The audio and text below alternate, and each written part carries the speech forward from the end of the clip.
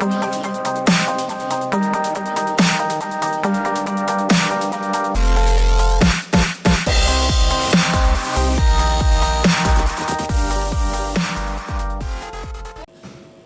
very much.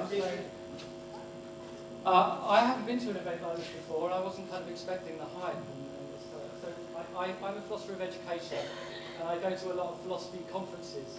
And I suppose I get a false idea of how things are, because at a philosophy conference, this is what a rock star looks like. Here I got nothing.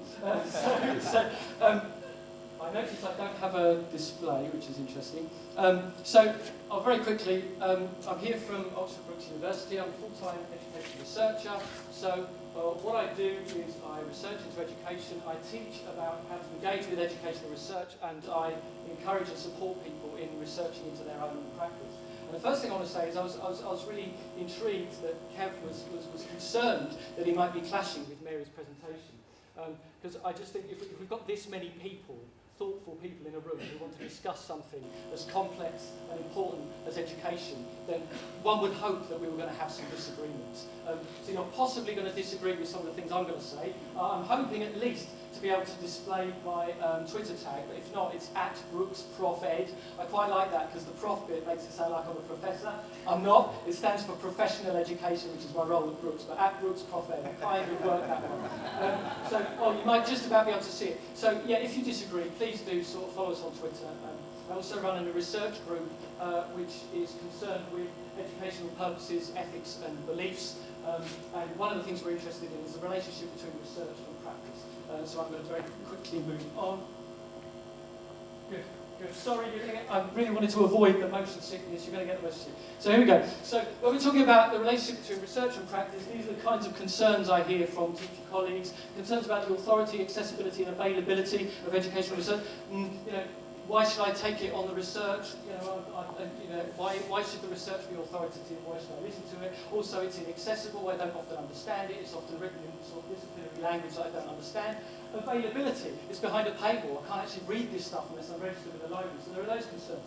Then there are concerns about the role of professional experience and intuition. I know my experience counts for something. I know I should listen to my intuition. How does that interact with what I'm reading in education research? And then there are concerns about the practical application of education theory. There are concerns, we read the blogs, lots of things are passing for educational theory that we need to be sceptical about. So how do I negotiate my way through that? Well, I'm not going to answer any of those questions directly, but I would encourage you to sort of harangue me on Twitter for not having done so. But I'm going to talk about three things, two kind of caveats, and one kind of sort of important thing that I want to remind people about. So the first one, reifications and dichotomies. I want to just be cautious about making things into things. VAK is an interesting example. There's an important insight underneath VAK. We know what it is. Students are not one homogeneous blobs, they learn in different ways. What then happens with the VAK stuff is we say your visual, your auditory, your kinesthetic. Now we've got three homogeneous blobs, and we've kind of lost that insight. Dichotomies. So whatever former Secretary of State for Education tell us, whatever high-profile edu-bloggers tell us, there is not one debate in education between the progressives and the traditionalists. You can put all the progressives on one side and all the traditionalists on the other side. We know that's not the case. There are lots of important debates, but we can't line everybody up and put them on one side or the other. Fixed and growth mindset, by all means, attack me on this one. But I'm just sort of a word of caution on this one. There's interesting research underneath fixed and growth mindset, but as soon as we kind of make this into a thing with an either-or, with a dichotomy there, fixed mindset, growth mindset, you've got to begin to ask, is what we're now looking at kind of mapping onto reality? Has this sort of shaved off all of the complex edges? Are there sort of generative mechanisms underneath here that might be more interesting, that we might be losing as we sort of we get stuck on this thing, this reification? So that's the first one, a sort of caution about reifications and dichotomies. And then reductionist account, so avoidance of miracle cures. Whatever anyone claims, there is no amount of evidence which will support a claim that the best teaching method for a particular thing has been discovered. And you just got to think about how we go about education research to see that's the case, but nevertheless, Sometimes the researchers make these claims, sometimes the policymakers make these claims, sometimes educators make these claims. But just think about it.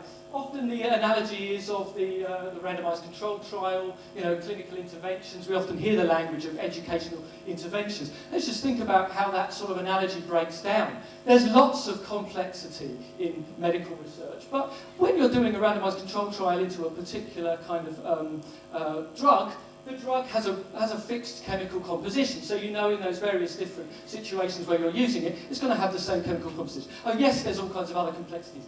No amount of educational research isn't going to be able to be like that. The only way you could have anything that mapped that chemical composition is if you give your teacher a script or a textbook or something like that. You know what happens when you give a teacher a script or a textbook. They will start teaching. They'll go off script because they hear interesting questions. They see their learners are reacting to that in a particular way. No teacher teaches from the textbook. So be very wary of research which claims that a particular intervention has been tested and been shown to be the best way of teaching something.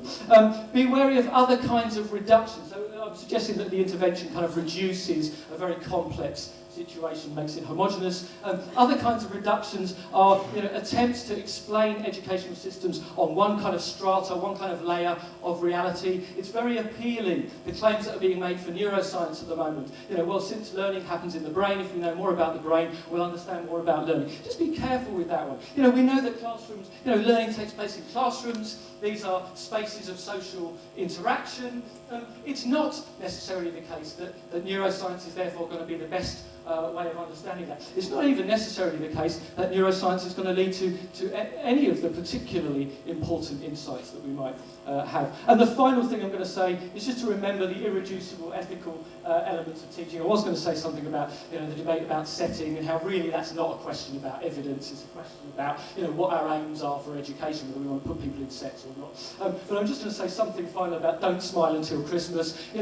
Let's imagine that the research had been done and that somehow the evidence had demonstrated that if you don't smile until Christmas, you will get better educational outcomes than if you do. It doesn't take very much thinking to realise that even if the evidence did show that, there would be any number of reasons why you would break that rule. There would be any number of reasons. Given that educational interactions are human interactions, there are going to be all kinds of ethical complexities. So we're never going to be able to reduce the educational endeavour down to one particular aim. I'm going to stop there.